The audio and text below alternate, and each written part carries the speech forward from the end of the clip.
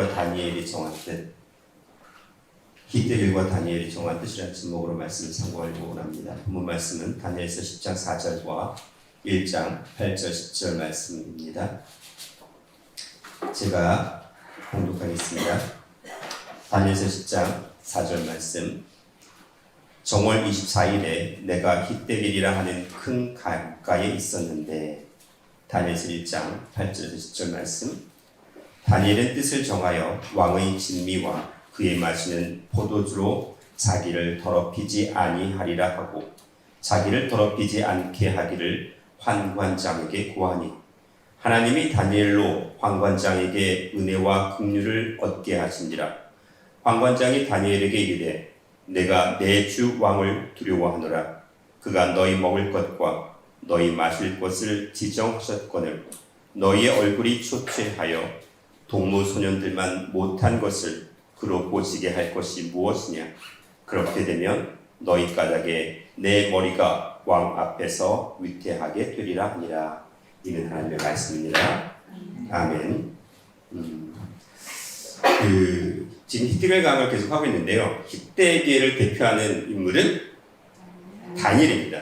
그래서 다니엘에 관련돼서는 히데겔의 영적인 의미를 정확히 알기 위해서 다니엘을 통해서 우리가 알아야 되는 부분들이 있습니다. 지금 다니엘서를 강의를 한다는 개념은 아닌데, 지금 히데겔과 연관돼서 히데겔의 영적인 의미를 알기 위해 다니엘서를 통해서 다니엘의 행적을 중요한 거를 지금 이제 우리가 살펴봐야 되는 부분이 있는데, 오늘은 다니엘이 정한 뜻입니다. 다니엘이 정한 뜻인데, 이 다니엘이 정한 뜻이 무엇이냐면 왕의 진미와 그의 마시는 포도주로 자기를 더럽히지 아니하리라고 결정을 했어요. 마음을 먹고 결심을 했는데 지금 다니엘이 정한 뜻이라는 게, 이게 왕의 진미와 포도주를 마시지 않는 게 다니엘이 정한 뜻과 이게 몸을 더럽히지 아니하는 것과 무슨 연관이 있느냐는 거죠. 어떤 그냥 왕의 음식이라는 게 진미와 포도주라는 게 무엇을 여기서 나타내려고 내는 것인지 모르지만, 지금 다니엘은 그것을 먹지 않는 게 다니엘이 선택한 결심이에요. 다니엘의 뜻이에요. 그래서 지금 오늘 본문 말씀을 통해서는 다니엘 강의 역사적인 인물로, 일단은 역사적인 인물인 그 다니엘이 말씀을 택하고 그 다음에 그 말씀의 세상을 택하기 위해서 우상 숭배와 세상의 세상을 완전히 버리는 그런 결정을 내렸다는 걸 오늘 본문을 통해서 살펴보기를 원합니다. 그 첫 번째로 다니엘은 무엇을 위해서 지금 뜻을 정하였죠? 더럽히지 않기 위해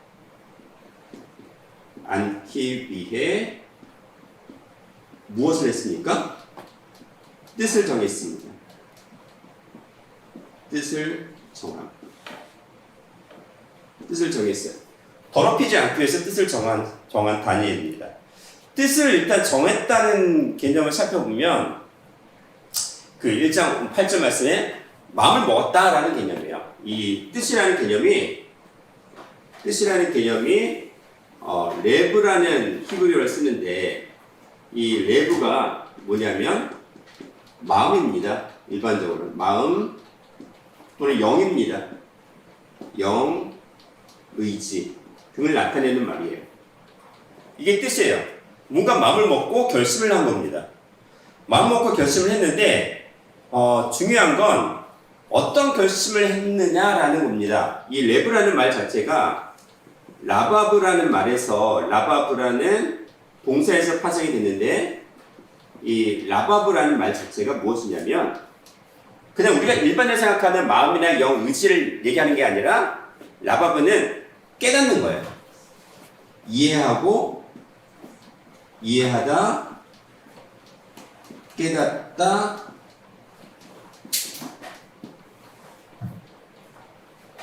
그리고 총명하다, 그리고 몰두하다.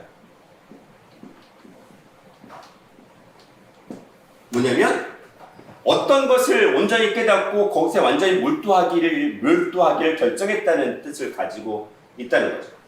그러니까 뜻을 정했다라는 말 자체는 내가 하나님 앞에 어떠한 존재로 어떠한 일을 해야겠다라는 그런 어떤 영적인 결정을 하는 순간이었습니다. 근데 이 정하다라는 말 자체가 숨이라고 하는데, 정하다. 이 숨이 바로 결정하다는 겁니다. 결정하다. 그리고 행동으로 나타내다. 결정한 겁니다. 어떤 것을 하기로 결정했습니다. 어떤 것을 정확하게 깨닫고 온전히 몰두하기 위해서 행동으로 나타낸 겁니다.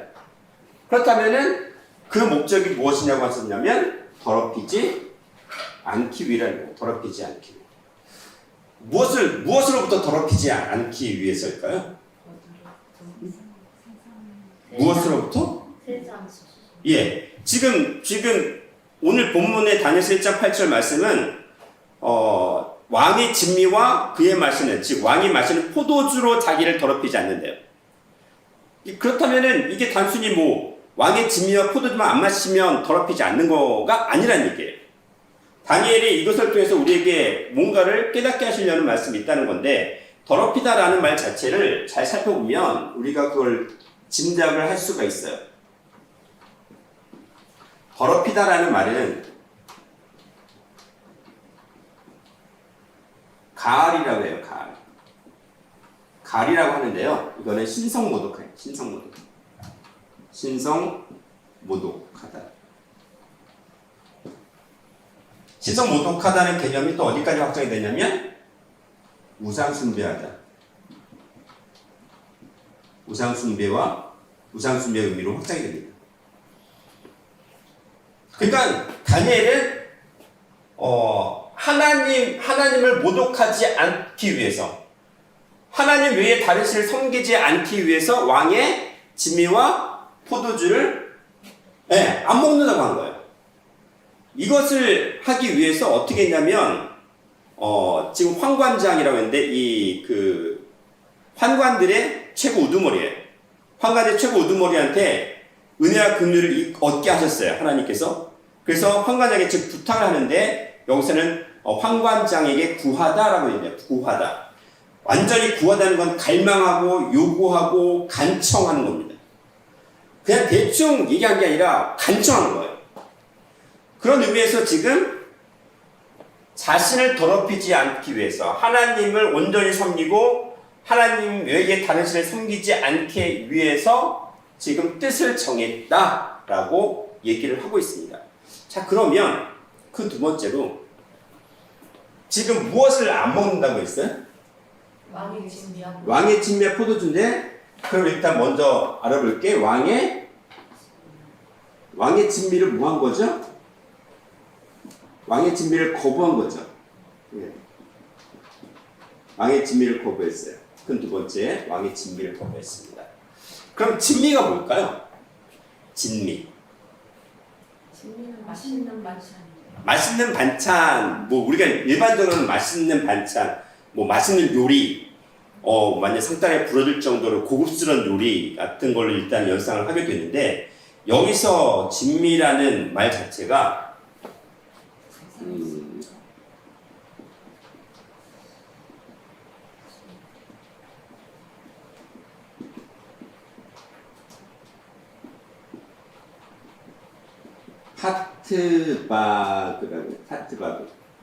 파트바가 뭐냐면요, 여기서 말하는 요 진미를 했을 때 파트바가요 뭐냐면 고기예요. 고기. 주로 고기예요. 고기를 얘기합니다. 고기인데 고기로 된 음식들, 요리들 얘기해요. 주로 고기를 얘기합니다. 왕을 위한 그런 고기 요리를 얘기하는 게 진미예요. 그렇다면 왕의 진미를 먹지 않는 게 우상숭배하지 않은 것, 또 신성모독하지 않는 것, 그리고 하나님을 온전히 숨기는 것으로 연결이 되어지나요? 그냥 뭐 탐욕이기 때문에, 욕심이기 때문에 이거일까요? 네. 우상숭배한 재물이기 때문에 안 먹는다. 뭐 이게 뭐 거기까지도 예, 뭐 충분히 이게 역산해서 올라갈 수 있어요. 저도 처음에 그렇게 생각을 했습니다. 예, 그냥 이게 만약에 이게 제사 음식이었을 거야. 라고 아니면 우상을 섬겼던 왕이 먹는 음식이니까 이것조차도 우상 숭배의 생각을 할 수도 있는데 그거 가지고는 뭔가 클리어하게 정리가 되지 않아요. 그것만 가지고는.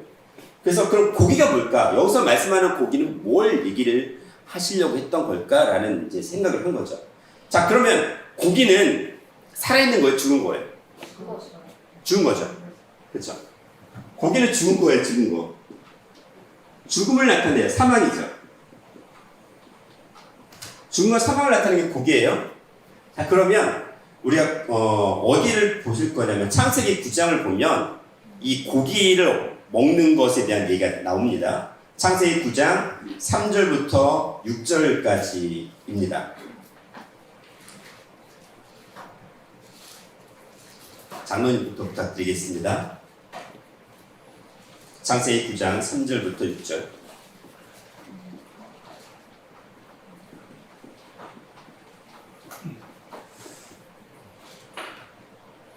무릇 산 동물은 너희의 식물이 될지라 채소같이 내가 이것을 다 너희에게 주노라. 그러나 고기를 그 생명되는 피채 먹지 말 것이니라. 내가 반드시 너희 피 곧 너희 생명의 피를 찾으리니 짐승면 그 짐승에게서 사람이나 사람의 형제면 그에게서 그의 생명을 찾으리라. 무릇 사람의 피를 흘리면 사람이 그 피를 흘릴 것이니 이는 하나님이 자기 형상대로 사람을 지었습니다. 아멘. 지금 뭐냐면 노아 홍수 이후에, 그러니까 홍수 심판이 끝나고 나서 하나님께서 너희의 식물에 대해서 고기도 먹어도 돼라는 말씀을 하시는 거예요. 근데 저는 이 고기를 먹어도 되는 이 말씀 내용 자체가 저는 표면적으로 이해가 안 돼요. 말이 안 돼요. 말이 안 맞는 말이에요. 그 문자적으로 봤을 때는. 왜냐하면 지금 아담에게는 아담의 먹어야 될 식물에 대해서는 풀과 씨 맺는 채소. 그 다음에 세 번째가 열매 맺는 과목. 나무잖아요. 나무의 그 열매들이잖아요. 그러니까 씨가 있는 것들, 그리고 씨가 있는 것들, 씨를 가진 채소와 씨 맺는 열매 맺는 과목에 대해서는 사람에게 주는 식물이었고, 씨 없는 그냥 풀에 대해서는 짐승의 식물이 된다고 말씀하셨어요. 그리고는 지금 홍수 심판 이후에는 고기에 대한 얘기를 하는 겁니다. 고기에 대한 얘기를 하는 거예요. 자, 그러면 이제 일반적인 얘기로는 홍수 이전에는, 그러니까는 하나님께서 홍수 심판 이전에는 식물을 그냥 보이는 야채만 먹으라고 그랬어. 과일만 먹으라고 했어. 근데 홍수 심판 이후에는 사람이 육식도 허락을 하신 거야 라고 대부분 문자적으로 해석을 해요. 그게 맞는 얘기일까요? 그럼 뭘까요? 영적인 뭐가 있겠지요? 네? 자, 보세요. 지금 창세기 9장 보시면 장로님께서 방금 읽어주신 창세기 9장 3절에 우리의 식물을 먹어야 될 식물은 뭐라고요? 우리의 식물은 뭐라고요? 산 동물이에요.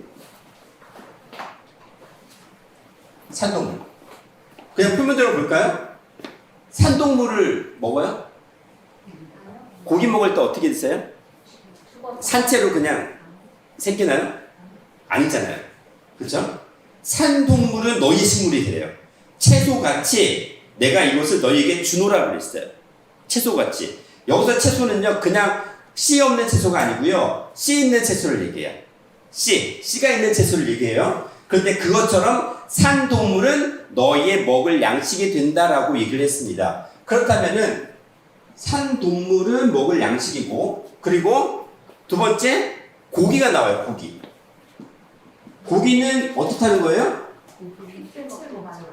고기는 피채 먹지 말라. 피채 먹지 말라. 이게 무슨 말씀이에요? 피는 생명을 나타내잖아요. 생명. 그쵸? 피가 그 생명이라고 얘기하셨어요? 생명이 있는 채로 먹지 말라고 했어요. 무슨 얘기예요? 네? 짐승같이 될까봐? 짐승같이 될까봐? 잡으세요. 고기는 살아있는 거예요? 죽은 거예요? 산동물과 고기가 완전 반대되는 얘기죠. 산동물은 우리가 먹어야 될 양식이고 죽은 거는 먹지 말라는 거죠. 결과적인 걸 얘기를 하자면. 왜냐면 피채 먹지 말라는 것 때문에 세번 어떤 생각을 하냐면 우리가 뭐 양을 잡든 소를 잡든 간에 피를 다 쏟아내고 깨끗이 씻어서 피가 없이 먹어야 되는 거구나 라고 생각을 해서 이 순대 안 드신 분도 있어요. 율법적인 분들은. 왜? 피순대에 피가 섞이잖아요. 그쵸? 그리고 뭐 선지 같은 거 안 드신 분들도 있어요. 유대인들이 더 그런 게 더 심하겠죠. 그쵸? 그 얘기를 해요. 근데 그걸 얘기하는 걸까요? 그게 아니에요. 자, 산동물과 고기만 먼저 생각했어요. 다른 거 생각하면 헷갈리시니까. 산동물은 우리의 식물이 되지만 죽은 고기는 우리의 식물이 아니라는 거죠. 그쵸? 그쵸? 그러면 지금 다니엘은 고기를 안 먹겠다고 한 거죠. 고기는 죽은 거잖아요. 생명이 없잖아요. 그럼 뭐예요? 피라는 부분, 피는 생명이죠. 그리고 결국 보혈을 나타내고 이 보혈은 내가 너에게 이른 말이 영이요 생명이라고 말씀하신 요한복음 6장 63절처럼 뭐예요? 말씀을 나타내죠. 그쵸?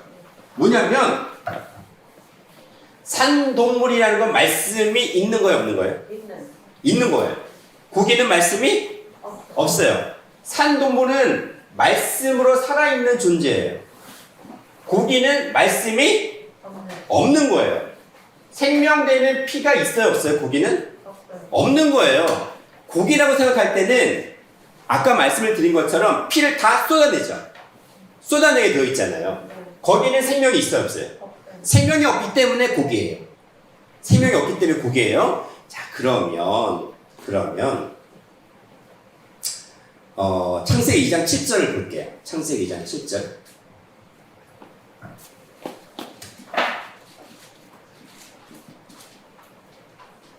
창세기 2장 7절 말씀. 여호와 하나님이 흙으로 사람을 지으시고 생기를 그 코에 불어 넣으시니 사람이 생명이 된지라. 네. 자, 흙으로 지은 사람이 있고요. 그 다음에 생기를 불어 넣으셔서 생명이 된 존재가 있어요. 그쵸? 자, 그러면 여기서 고기는 어떤 게 고기일까요? 흙으로 지은 사람이죠. 왜? 아직 생명의 말씀, 생기가 없는 존재이기 때문에 이거는 뭐예요? 고기. 그러면 말씀에, 하나님의 말씀의 기운이 들어간 생명은 살아있는 동물로 비유될 수 있는 거죠. 그쵸? 그러면 고기를 먹지 않는다라는 개념은 결국 뭘만 먹겠다? 다니엘은 하나님의 말씀만을 먹겠다라고 선언을 해버린 거예요. 지금 이제 이거를 표면만 생각하면은 아니 고기 안 먹는 거 우리가 지금 표면만 생각하면 우리가 고기 안 먹고 포도주 안 마시면은 정말 나를 더럽히지 않는 건가요? 아니잖아요. 그 얘기를 하는 게 아니잖아요. 그쵸? 그러면 요거를 레위기 볼게요. 레위기 17장 11절 말씀 볼게요. 레위기 17장 11절.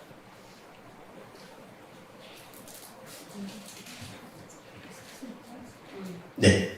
육체의 생명은 피에 있습니다. 내가 이 피를 너희에게 주어 제단의 피로 너희의 생명을 나누어 성취하라 하였으니 생명이 피에 있으므로 피가 죄를 속하나니.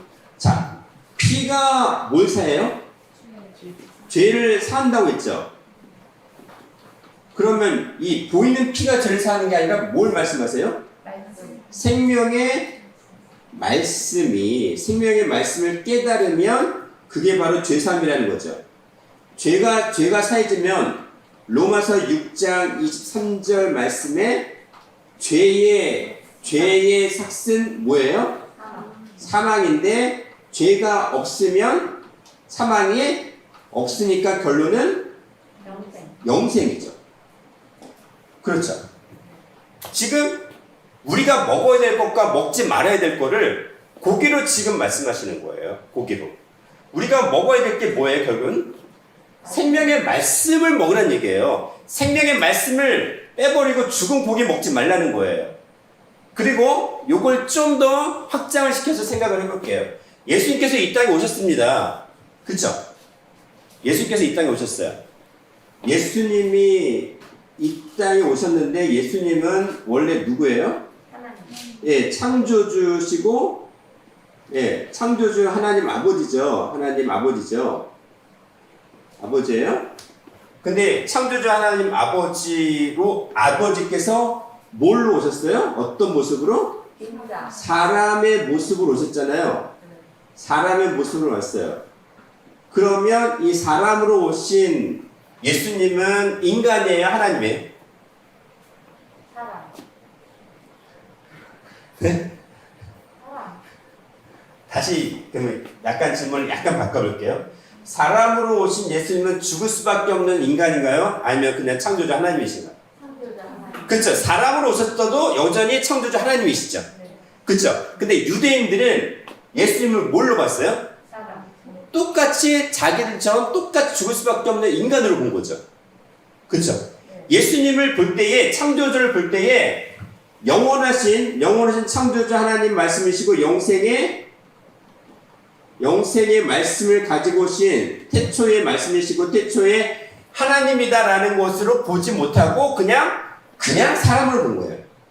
뭘로 봤어요? 사람을 봤다는 건 그냥 보이는 죽을 수밖에 없는 고기, 육신 덩어리. 육신으로 봤습니다.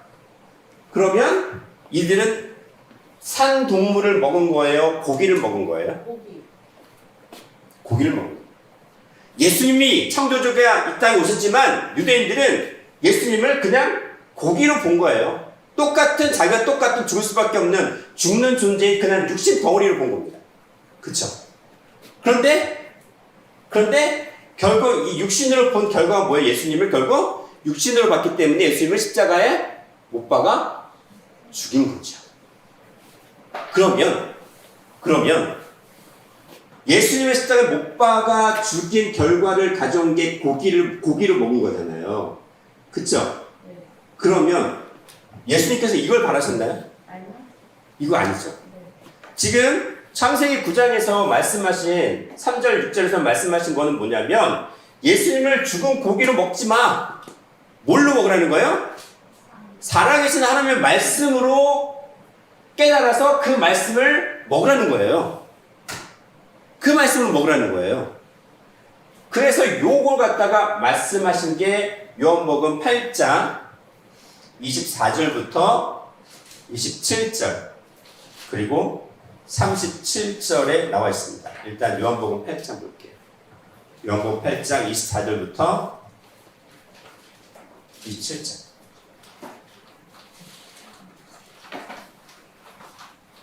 이러므로 내가 너에게 말하기를 너희가 너희 죄 가운데서 죽으리라 하였노라. 너희가 만일 내가 그분을 믿지 아니하면 너희 죄 가운데서 죽으리라. 너희가 말하되 내가 누구냐? 예수께서 가라사대 나는 처음부터 너에게 말하려고 온 자니라. 내가 너희를 대하여 말하고 판단할 것이 아니라 나를 보내시니까 참되심에 내가 그에게 들은 그것을 세상에게 말하노라. 하되 저희는 아버지를 가리켜 말씀하신 줄 깨닫지 못한도라. 네, 보세요. 예수님께서 말씀하셨습니다. 내가 누구다? 내가 근데 그는 결국 뭐예요? 처음부터 말씀하신 거예요. 처음부터. 그러니까 태초죠. 처음부터 말씀하신 분이에요. 말씀하여 오신 분이고 그분이 결국 누구다? 아버지다라고 했어요. 즉 예수님을 아버지로 믿지 못하면 결국 뭐예요? 사망이죠. 믿지 못한 건 뭐예요? 예수님을 아버지로 믿지 못한 건 아까 말씀드린 대로 산 동물과 고기 중에 뭘로 먹은 거예요? 고기로 먹었기 때문에 결국 사망이 온다는 거예요. 결국 결론은 사망이라는 거예요. 그래서 그럼 이 반대로 생각하면 어떻게 먹으라는 거예요? 네, 예수님을 처음부터 말씀하여 주신 창조주 하나님 아버지로 믿으면 어떻게 돼요? 영생. 믿으면 영생이라는 거죠. 이것이 산동물의 개념이에요. 산동물은 너의 식물이에요. 너희가 먹어야 될 식물은 살아있는 하나님의 말씀으로 먹어야지 예수님을 죽여서 십자가의 고난을 통해서 예수님의 말씀을 받으려고 생각하지 말라는 거예요. 창조주 하나님의 말씀으로 너희가 그분을 믿어서 생명의 말씀으로 깨달아서 먹어야 너희들이 사는 거지, 예수님을 죽여서 십자가에 못 박아 죽인 다음에 그 다음에 예수님을 믿는다고 생각하지 말라는 거예요. 원래 예수께서 이 땅에 오신 거는 십자가 지려고 오신 게 아니에요. 믿지 않았기 때문에 십자가 지신 거죠. 그렇죠? 왜냐하면 아버지라는 개념이 뭐였어요? 이사야 9장 6절에 영존하시는 영원히 존재하시는 영존하시는 아버지잖아요. 그 영존하시는 아버지는 원래 예수께서 이 땅에 오셨을 때 고난의 주가 아니라 어떤 왕이에요? 평강의 왕이잖아요. 평강. 이 평강이라는 개념 속에는 십자가가 없어요. 원래는 믿지 않았기 때문에 결국 이사야 53장의 말씀처럼 고난의 주가 되신 거죠. 말씀은 영생과 영벌이 있습니다. 믿으면 영생이고 믿지 못하면 영벌이죠. 그걸 누가 선택해요? 내가 선택하는 거예요. 아무리 좋은 거를 주러 오셨어도 그거를 믿지 못하고 먹지 못하면 영원히 죽는 거고요. 믿고 먹으면 영원히 산다는 거예요. 그 얘기를 지금 산 동물과 고기에 대해서 비유를 하시면서 말씀하시는 거죠. 그 다음에 8장, 요한복음 8장 37절 보겠습니다.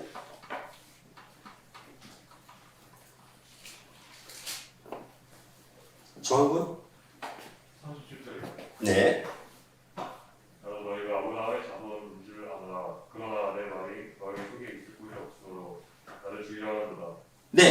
내 말, 즉 예수의 말씀이 너희 속에 있어요, 없어요? 없어요. 너희 속에 없어요. 너희 속에 없으니까, 즉 말씀을 너희가 받지 않으니까, 깨닫지 못하니까 결국은 뭐예요? 예수님을 죽이는 게 이게 결국 이것이 말씀을 깨닫지 못하는 것이 예수님을 죽이는 결과를 가져오는 거죠. 이게 고기를 먹는 겁니다. 이게 고기를 먹는 겁니다. 다니엘이 단순히 왕의 고기를 먹지 않겠다라고 어떤 보이는 고기를 말씀하신 게 아니라는 거예요.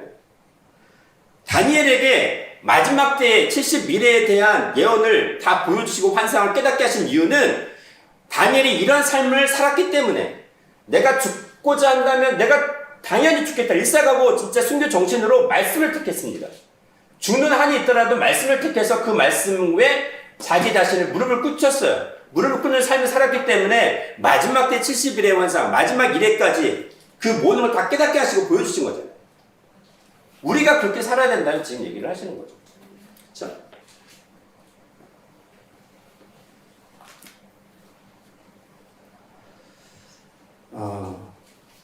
큰 세 번째 들어갑니다. 큰 세 번째. 왕의 진미를 먹지 않겠다고 했어요. 그 다음에 또 뭘 먹지 않겠다고 했죠? 포도주죠. 포도주는 우리가 일반적으로 생각하면은 하나님의 말씀을 상징하는 게 포도주 아니에요? 근데 포도주도 먹지 않겠대요. 이게 무슨 말씀일까요? 요한계시록 보면 진노의 포도주가 나오고, 그렇죠? 포도주를 먹지 않겠다라고 했습니다. 포도주라는 개념 자체가 지금 여기서 포도주 하면은 야인이라는 말이 있었어요. 야인. 이게 포도를 가리키는 히브리어 야인인데, 이게 뭐냐면요, 단순히 포도주의 의미보다는 술 취하다는 개념을 가지고 있어요. 술 취함이에요. 예수님은 생명의 말씀이시고 영생 자체이시고 하나님 아버지잖아요. 그럼 예수님이 잘못된 거예요? 아니면 믿지 못하는 자가 잘못된 거예요? 믿지 못한 자가 잘못된 거죠. 포도주라는 것이 말씀을 상징하는데 그 포도주를 온전한 영생의 말씀으로 먹으면 진정한 오래 저장하였던 그런 생명의 말씀의 포도주인데 그것을 뭘로 먹어요? 그냥 세상의 사상으로 마시면 술이 사람을 먹는 것처럼 어떻게 되는 거예요? 그 취해버리는 거예요. 술로 가득한 거예요. 술 취하다는 개념을 더 강조하는 게 여기서 말씀하신 포도주예요. 뭘로 채워요? 술로 가득히 채우는 겁니다. 가득히 채워요. 술로 가득히 채웁니다. 술로. 그러면 아까 포도주인데 어떤 포도주냐면 왕이 마시는 포도주라고 됐어요. 마시는 포도주예요. 이 포도주의 이 마시는에 해당하는 말 자체가 미슈테라고 하는 말이 있는데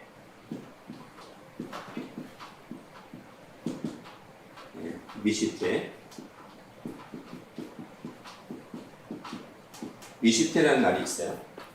이게 마시는 게요. 그냥 왕이 혼자 포도주 마실까요? 아니면 어느 자리에서 포도주를 마실까요? 그렇죠. 연회, 잔치. 그걸로 대충 한 잔만 마실까요? 취하도록 마실까요? 취하도록 마셔요. 근데 이 연회와 잔치라는 게 어떤 개념이냐면, 어떤 개념이냐면 요거는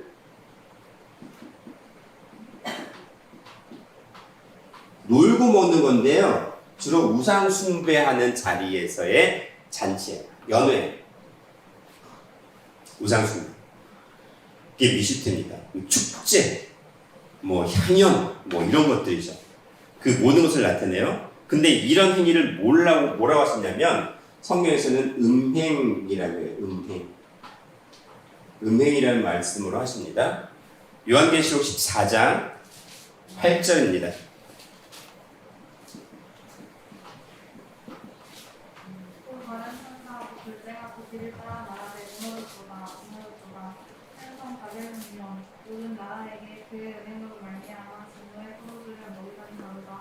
네, 음행으로 모든 만국에 뭘 먹이겠어요?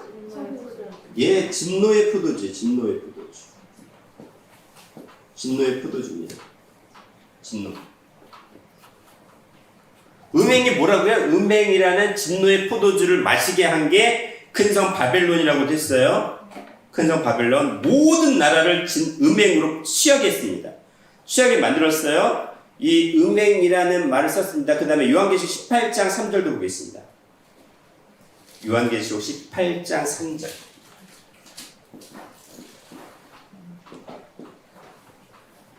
그 음행의 진노와 포도주를 인하여 만국이 무르쓰며 또 땅들의 왕들이 그로 더불어 음행을 쓰며 또 땅의 상고들도 그같이 대역을 인하여 진노했도다. 네. 여기도 보니까 음행이라는 진노의 포도주 또 음행하였다라는 말을 계속하고 있잖아요. 음행 자체가 진노의 포도주래요. 그냥 포도주가 아니고 진노의 포도주예요. 근데 음행이라는 말이 있습니다. 음행이라는 말. 음행이라는 말이요. 헬라어로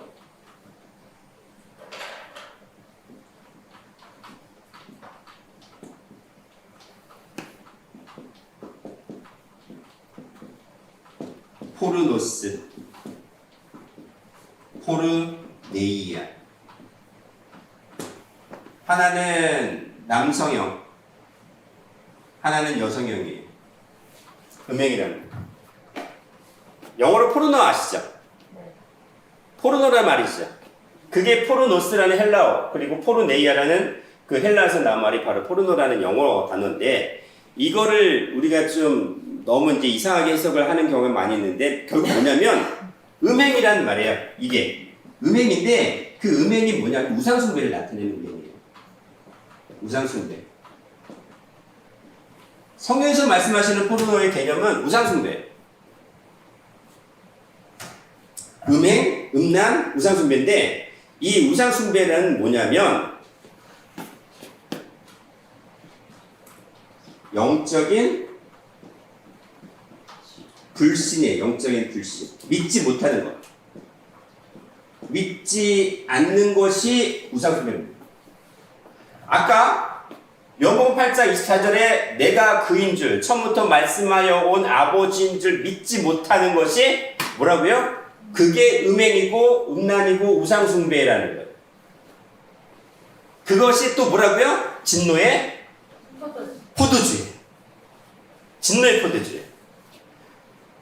노아 홍수 때에 하나님의 심판의 홍수가 이 땅에 있었습니다.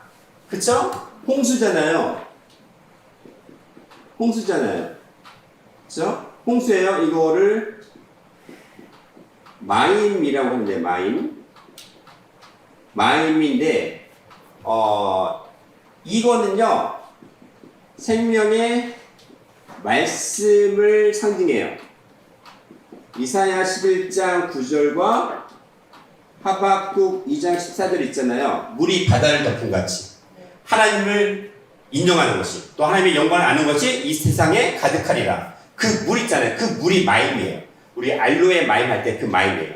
근데 이 마임은 그냥 보이는 물이 아니라 하나님의 말씀을 나타내고 하나님의 말씀을 깨닫는 그 물이에요. 그 물이 이 땅에 어떻게 했어요? 창이 됐죠. 근데 노아의 가족들은 어떻게 했어요? 그 물로 인해서 구원을 받은 거고 그런 다음에 그 말씀을 믿지 않는 자들은 어떻게 됐어요? 심판을 받은 거죠. 그러면 포도주라고 할 때도 포도주가 말씀을 상징하는데 이 말씀을 믿으면 영생의 포도주가 되지만 이 말씀을 믿지 않는 자들에게는 뭐가 돼요? 진노, 심판의 포도주가 되는 거예요. 진노와 심판의 포도주가 되는 거예요. 우리가 하나님을 온전히 믿으면 하나님을 두려워하는 게 아니라 경외하게 되는 거죠. 근데 하나님을 믿지 못한 자들에게는 두려움의 대상이 되고 심판의 대상이 되는 거예요. 나를 심판하는 심판의 대상이 되는 거예요. 심판하시는 하나님이 되는 거죠. 그런 개념이 돼요. 그런 개념. 그렇다면 지금 다니엘이 먹지 않겠다고 거절한 포도주는 어떤 포도주? 음행, 우상 숭배하는 진노의 포도주인 거예요. 자기는 우상 숭배에 참여하지 않겠다는 거예요. 음행하지 않겠다는 겁니다. 그 포도주를 얘기하는 거예요. 우상 숭배하지 않겠다. 그 말씀입니다.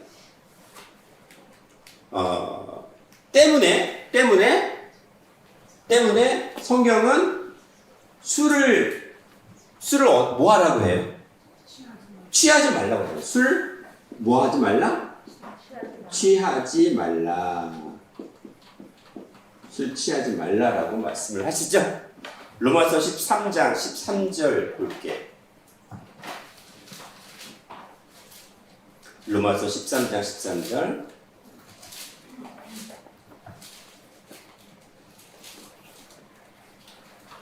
로마서 13절 낮에와 같이 단정히 행하고 방탕과 술 취하지 말며 음란과 흑색하지 말며 질투와 시기하지 말고. 네.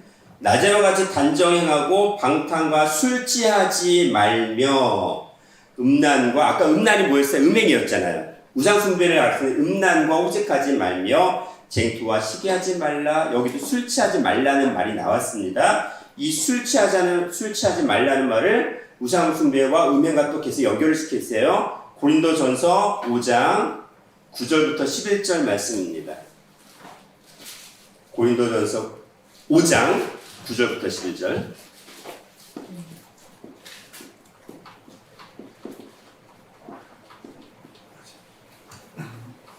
내가 너희에게 쓴 것에 음행하는 자들을 삼지 말라 했거니와 이 말은 이 세상에 음행하는 자들이나 탐하는 자들과 토색하는 자들이나 우상 숭배하는 자들을 도무지 사귀지 말라 하는 것이 아니니 만일 그리하려면 세상 밖으로 나가야 할 것이라.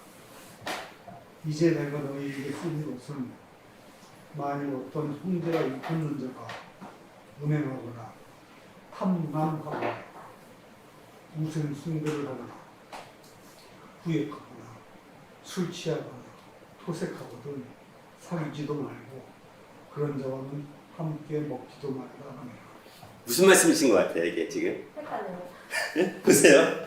지금 음행하는 자를 사귀지 말라고 하셨잖아요. 야, 근데 내가 음행하는 자 사귀지 말라는 얘기 아니야. 야, 음행하는 자들 사귀지 않으려면 세상 밖으로 나가야 돼. 그러니까 지구 밖으로 나가야 된다는 얘기예요.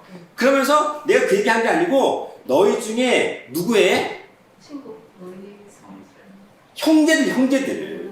보세요. 11절 말씀 뭐에? 만일 어떤 형제라 일컫는 자가, 그럼 형제라 일컫는 자가 어디예요? 어디 안에? 교회 안에 있네. 교회에 있다고 성도들이라고 하면서 형제 자매라고 말하면서도 뭐해요? 음행하거나 탐남하거나 우상 숭배하거나 후욕하거나 술 취하거나 토색하거나 사귀지도 말고 그런 자를 함께 먹지도 말라. 뭐냐면요. 교회 밖은 이미 뭐예요? 이미 본난. 이미 심판의 대상이에요. 근데 교회 안에서 예수님을 믿는 자들, 하나님을 믿는다고 하는 자들이 그 형제라고 일컫는 자들이 뭐예요? 예, 같이 우상 숭배하자, 같이 술 취하자, 세상의 사상으로 가득해서 말씀을 버리고 말씀을 잃어버리게 만드는 그 모든 것, 그런 모든 존재들과는 어떻게 하라고요? 함께 먹지도 말래요. 사귀지도 말래요. 근묵자흑이라고 했어요. 아무리 내가 저기 한다 하더라도, 아무리 난 깨끗하다 한다 하더라도 가까이 있으면 어떻게 돼요? 물들어요. 세상이 물들어요. 그 순식간입니다. 산 정상에 올라가는 그 모든 과정들은 평생에 걸 수 있지만 산 정상에 떨어지는 건 순간이에요. 믿음의 생활도 마찬가지입니다. 떨어지는 건 순간이에요. 그래서 어떻게 되는 거예요? 술 취하면, 이렇게 우상 숭배하고 음행하면 어떻게 돼요? 하나님 나라에 못 들어가요. 못 들어가.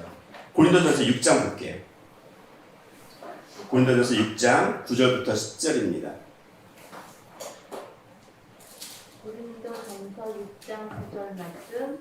불의한 자가 하나님의 나라를 유혹으로 갖지 못할 줄을 알지 못하느냐. 미혹을 갖지 말라. 음란하는 자나 우상 숭배하는 자나 간음하는 자나 탐색하는 자나 남색하는 자나 도적이나 탐남하는 자나 술 취하는 자나 후욕하는 자나 토색하는 자들은 하나님의 나라를 유혹으로 받지 못하리라. 천국에 들어가요? 못 들어가요? 못 들어가요. 못 들어가요. 우상 숭배하는 자, 술 취하는 자, 세상의 사상으로 가득 채워서 말씀은 없고 이 머릿속에 세상의 지식들만 가득 채워서 말씀은 다 저버리는 자, 전부 다 하나님 나라에 들어가지 못합니다. 결국 어디로 들어가요? 영벌. 영원한 벌, 불과 유황문에 타는 곳에 들어갑니다. 그게 몇 번째 사망? 두 번째 마지막 영원한 사망이에요. 요한계시록 21장 8절에 나와 있죠. 요한계시록 21장 8절 볼게요.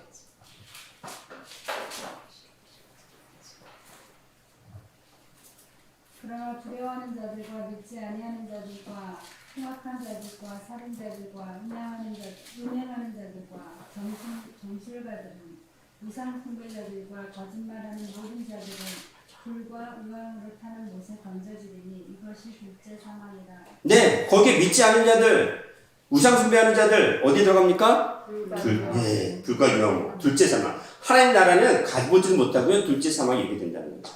그렇죠? 자, 갈라디아서 봅니다. 갈라디아서 5장 19절부터 21절 말씀입니다. 갈라디아서 5장 19절에서 21절.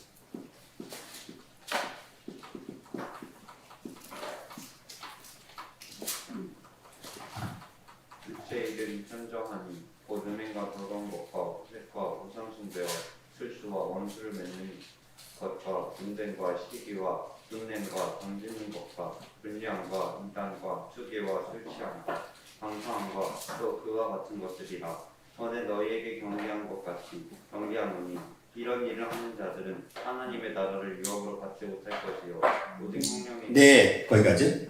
이 모든 것들을 지금 뭐라고 했냐면 육체의 일이라고 했지. 육체의 일. 이 육체는 뭘 얘기하는 걸까요?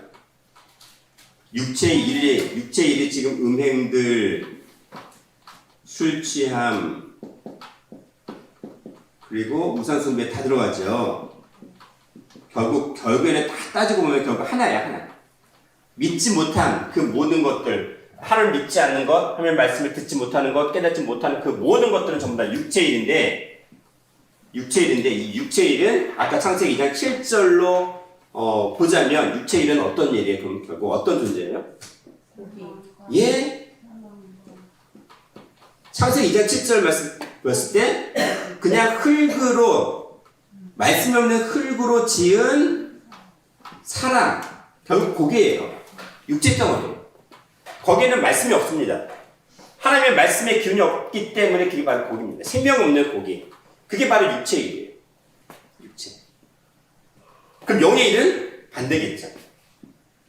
영의 일은 하나님의 말씀이 있는 자, 말씀을 듣는 자, 깨닫는 자가 바로 영의 일에 속한 자입니다. 자, 그러면 술 취하지 말라고 하셨어요? 그러면 하나님 나라에 들어가려면 우리는 무엇에 취해야 될까요? 말씀이 네? 말씀에 취해야겠죠? 말씀에 취하다는 개념을 우리는 성경에서 어떤 사건을 통해서 볼 수 있어요?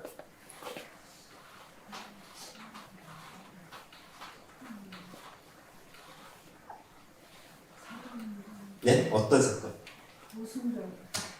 오순절? 아닌가? 이거 확신이 없으세요? 보세요. 술 취하지 말라면서요. 술 취하지 말라. 그러면 어떤 술에 취할까요? 새술. 새술에 취하라. 새술에 취합니다. 이 새술이 바로 뭐예요? 성령 충만이라는 거예요. 성령 충만. 자, 사도행전. 보기 전에 에베소서 5장 볼게요. 에베소서 5장 18절입니다.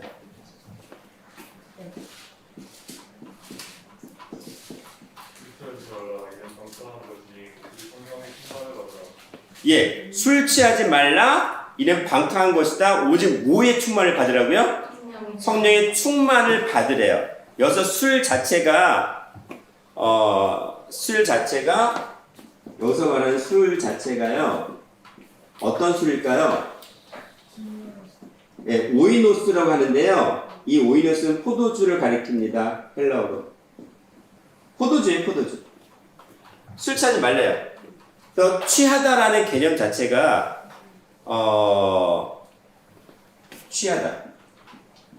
취하다라는 게 메스토오라고 해요. 메스토오. 네, 메스토오라고 하는데 가득 채우다예요. 가득 채우다. 가득 채우다. 뭐 이게 우리 저 차에 기름 넣으실 때 많다 하는 것처럼 가득 채우는 거예요. 그게 취하다는 개념이에요. 그럼 충만도 뭐예요? 가득 채우는 거죠. 근데 가득 채울 건데 뭘로 가득 채울 것이냐의 문제예요. 뭘로 가득 채울 것이냐. 그냥 술이 아니라 말씀이라는 새술에 취하라는 거죠. 그것을 성령 충만이라는 개념으로 말씀을 하시는 겁니다. 자, 어디를 보시냐면 사도행전 2장 보십니다. 사도행전 2장 13절 볼게요. 어떤 이들은 조용하여 이르되 그들이 새술에 취하였다고. 뭐에 취했다고요? 새술에 취했다. 새술. 뭘 가지고 새술에 취했다고 하냐면 성령 충만이라는 그 사건을 보고 이방인들이 하는 말이에요. 이거는 야 우리가 알고 있는 그런 술이 아니야. 보이는 술이 아니라 이거는 완전히 우리가 알 수 없는 완전한 새로운 술이야. 우리가 깨달을 수 없는 그런 새로운 버전의 술이야. 야 이런 게 있네. 그 사건을 나타낸 거죠. 사도행전 2장 1절 4절 1절부터 4절 볼게요. 오순절 날이 이미 이르매 저희가 다 같이 한 곳에 모였더니 우연히 하늘로부터 급하고 강한 바람 같은 소리가 있어 저희 앉은 온 집에 가득하며 불의 혀같이 갈라지는 것이 저희에게 보여 각 사람 위에 임하여 있더니 저희가 다 성령이 충만함을 얻고 성령이 말하게 하시는 따라 다른 방언으로 말하기를 시작합니다. 네. 여기서 보니까 급하고 강한 바람 소리 나왔어요. 그걸 포네라고 하는데 이것도 말씀이고요. 그리고 뭐의 혀 같다? 불의 혀 같다고 돼 있어요. 이것도 말씀을 나타내죠. 자, 예레미야 23장 29절. 예레미야 23장 29절.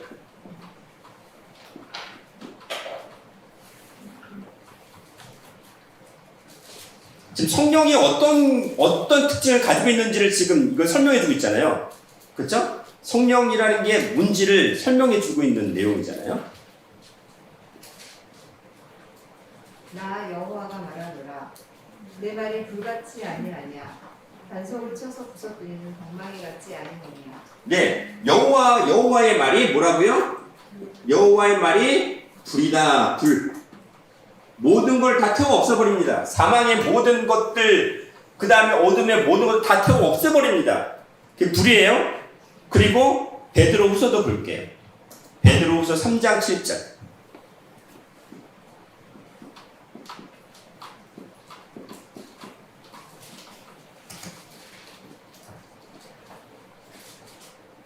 이제 하늘 법은 그 동일한 말씀으로 군사를 입는 간수하신 바 되어 경건치 않은 사람들의 심판과 멸망의 날까지 보전하여 주실 것입니다. 예, 베드로후서 3장 6절 말씀 보시면은 홍수로 심판했다 했잖아요. 홍수 아까 물도 말씀인데 마지막 때는 뭘로? 불이라는 무슨 말씀? 동일한 말씀으로 심판하시겠다는 거예요. 노아 때는 물이라는 말씀으로 심판했고 마지막 때는 불이라는 말씀으로 세상을 심판하시겠다는 겁니다. 그쵸? 말씀인데 노아 때는 물이고 마지막 때는 불이에요. 그게 바로 성령으로 말씀하신 겁니다. 성령. 자, 그러면 생각을 해볼게요. 노아 때는 생명의 말씀의 물로 가득 채워졌습니다. 그러면 죽어요, 안 죽어요? 안 죽어요. 그럼 마지막 때는 불같은 말씀으로 가득 채우면 죽어요, 안 죽어요? 안 죽어요. 지금 물의 때와 불의 때가 있다는 얘기를 지금 하시는 거예요. 물의 때와 불의 때가 있는데 지금은 불의 말씀의 때라는 얘기를 하시는 겁니다. 그걸 성령 충만으로 말씀을 하셨어요. 성령 충만. 자, 그러면 우리가 뜨겁다는 얘기를 하잖아요. 무엇 때문에 뜨거워요? 옛날에 우리 한국교회 초창기 초기 시대에는 뭐 부흥성이 이러면 뭐 받으래? 불 받아라! 그러면 이 뜨거워져서 막 넘어지고 쓰러지고 막 그런 사람도 있었어요. 그런 때가 필요했겠죠. 그쵸? 그런 기사이적적인 표현도 필요했겠죠. 근데 그게 다가 아니잖아요. 그쵸? 믿음 생활을 처음 시작하면 그게 필요할 수도 있습니다. 그럼 뭐 해야 되는? 아까 뜨겁다라는 개념은 뭐의 결과여야 되냐면 말씀의 불로 어디까지 채워져야 돼요? 아구까지 충만해야 되는 거예요. 그게 성령이 충만해요. 채워야 돼요. 그냥 대충 여기까지 목까지 채워주면 다라는 개념이 아니라는 거예요. 충만해라는 개념이에요. 충만해야 돼요. 그럼 어떻게 해야 충만할까요? 보고 듣고 새기. 언제까지 보고 듣고 새길까요? 네? 언제까지? 그 아구까지 채워질 때가 계속 반복되는 질문을 드리는 거죠? 재림 때까지라고 하시면 안 돼요. 네, 아니에요. 재림 때 내가 그때 내 심판을 당할지 변화받을지 그렇잖아요. 그럼 어디까지라고 해야 돼 우리는? 변화받을 때까지. 변화받을 때까지 채우는 거예요. 그러니까 변화가 완전히 채워지는 단계가 변화라는 얘기를 말씀을 드리고 싶은 거예요. 그게 채우는 겁니다. 채우면은요 변화예요. 완전히 채워지는 것 자체가 변화로 말씀을 하시는 겁니다. 자, 그래서요 다니엘은 뭘 거절했어요? 뜻을 정해서 뭘 먹지 않겠다고 했어요? 왕의 진미와 왕이 마시는 포도주잖아요. 그러니까는 죽은 사상 안 먹겠다는 거, 아예 근접도 안 하겠다는 거예요. 그리고 나중에 제가 다음 시간에 할 텐데 채소와 물만 달래요. 채소와 물만 달래. 씨 있는 채소와 물만 먹고 왕의 진미와 그 다음에 그 포도주만 마시는 사람들과 비교해서 평가를 해달라는 거죠. 며칠 동안 시험 기간이에요? 10일 동안이라고 되어 있어요. 그렇죠? 이유가 다 있겠죠. 그래서 우리는 다니엘처럼 뭘 해야 돼요? 죽은 고기 먹을 거예요? 산동물 먹을 거예요? 산채로 예수님을 십자가에 못 박아놓고 야 거기서 예수 믿으면 구원 받는데, 그러니까 초림에 머물러 있으면, 예수의 십자가 믿으면 구원 받는다라는 초림에 머물러 있으면은 뭘 하는 거예요? 우리는 산 동물의 우리 식물이 아니라 뭐 하는 거예요? 예수를 죽여놓고 십자가, 고난의 십자가를 통해서 뭐 하겠다는 거예요? 구원받겠다고 하는 거예요. 고기 먹으면서 예수를 죽여놓고, 지금도 예수를 계속 죽이면서 나는 십자가만 믿으면 돼 라고만 생각을 하는 거죠. 근데 다시 오시는 주님은 뭐라고 하셨어요? 십자가로 다 끝나버리면 다시 오시는 주님이 필요하지 않잖아요.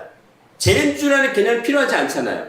구원을 위해서 이 땅에 다시 오시겠다고 분명히 히브리서 9장 28절에 말씀하셨다면 또 다시 십자가를 들려고 이 땅에 오셔요? 십자가를 들려고 오시는 게 아니죠.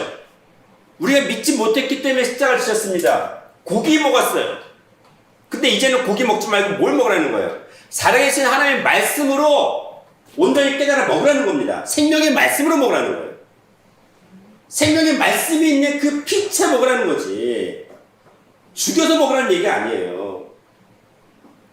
죽여서 먹지 말라는 거죠. 예수를 죽이지 말라는 겁니다. 말씀을 죽이지 말라는 거예요. 말씀을 온전히 깨달아야 된다는 얘기예요. 내 생각, 세상의 생각으로 다 이것저것 다 뭐 가감시켜서 내 편한 대로 믿지 말라는 겁니다. 그렇게 믿으면요 성전 밖이 돼요. 성전 밖. 그러니까 아까 하나님 나라에 들어가지 못한다고 했잖아요.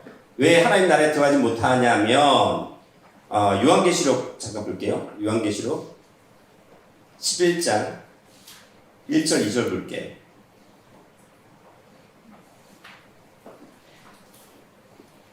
요한계시록 11장 1절 2절 말씀.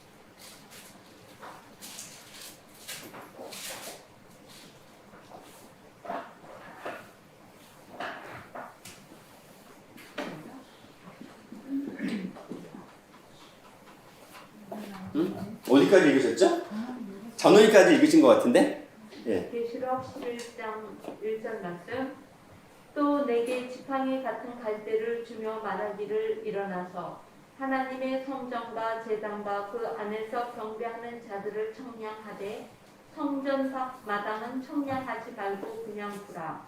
이것을 이방인에게 주었은즉 저희가 거룩한 성을 42달 동안 짓밟으리라. 네.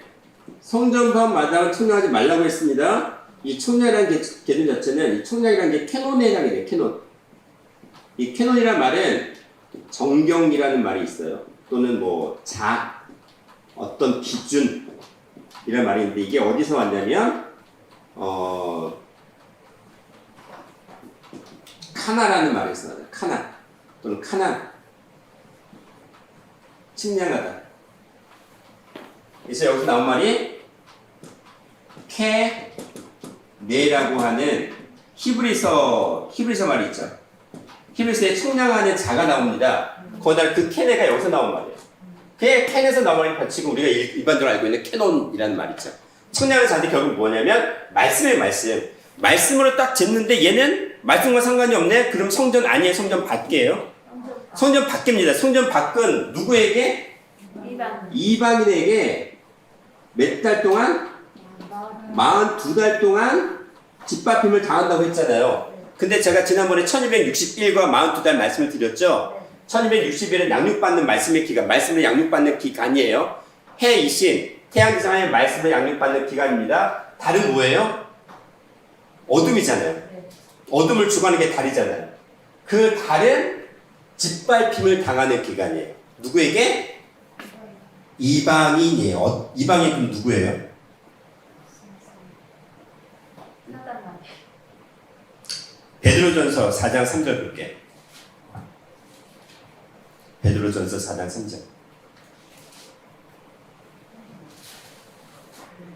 너희가 음란과 정욕과 술 취함과 방탕과 향락과 무욕한 우상 숭배를 하여 이방인의 뜻을 따라 행한 것은 보세요. 지혜를 술 취함 나왔죠? 술 취하는 거 나왔잖아요. 그 다음에 뭐가 나왔어요? 우상숭배 나왔죠? 이 모든 것들이 누구의 뜻이에요? 이방인의 뜻이잖아요. 결국 뭐냐면 말씀을 정확히 깨닫지 못하면 누구에게? 우상숭배자들에게 짓밟힘을 당합니다. 몇 달 동안? 42달 동안. 결국 그 이방인들은 누구의 수족일까요? 사단마귀 짐승의 수족이겠죠. 요한계시록 13장 5절. 요한계시록 13장 5절 말씀.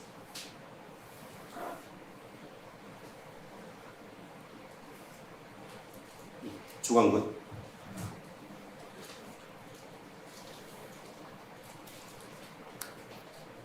이기는 자는 물과 같이 힘을 보일 것이요 내가 그 이름을 생명책에서 반드시 흘리지 아니하고 그 이름을 내가 13장 5절.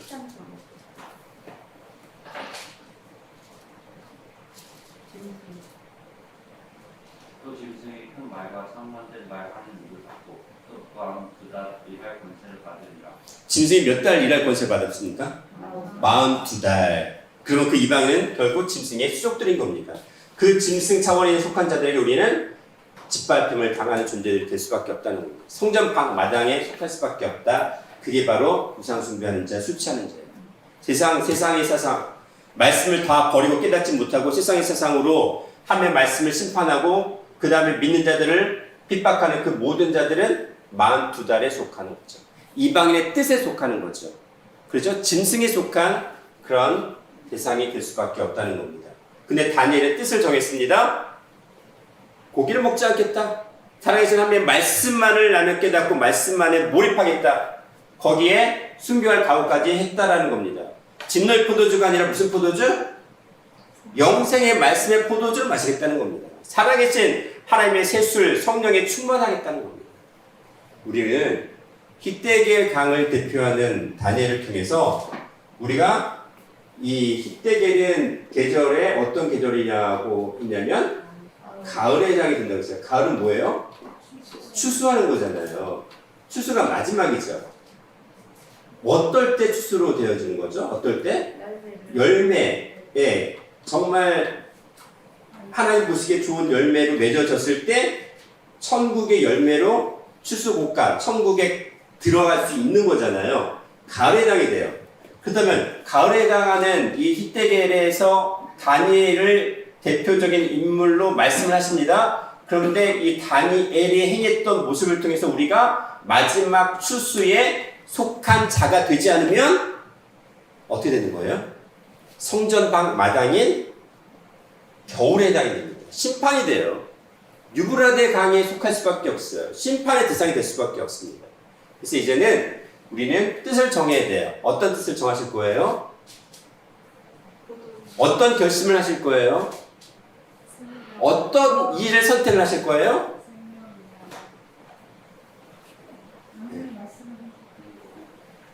네.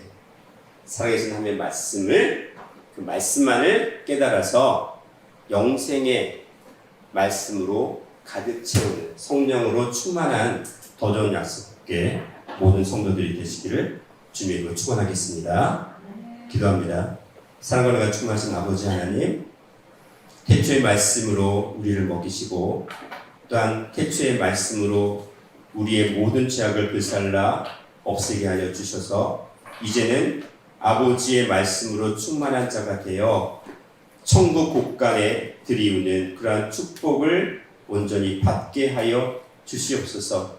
다니엘의 뜻을 정하여 오직 살아계신 하나님의 말씀으로 믿고 깨달아 마지막 때를 준비하고 예언했던 것처럼 이 마지막 때를 온전히 준비하는 자가 되기 위해서 살아계신 하나님의 말씀으로 늘 상고하고 깨닫는 자가 되게 하시고 그 말씀을 또한 선포하는 자가 되게 하여 주시옵소서. 감사드렸고 사랑과 은혜가 충만하신 예수님 이름 받들어 기도드리옵나이다. 아멘. 감사드립니다. 하나님께 영광 올립니다. 감사합니다. 감사합니다.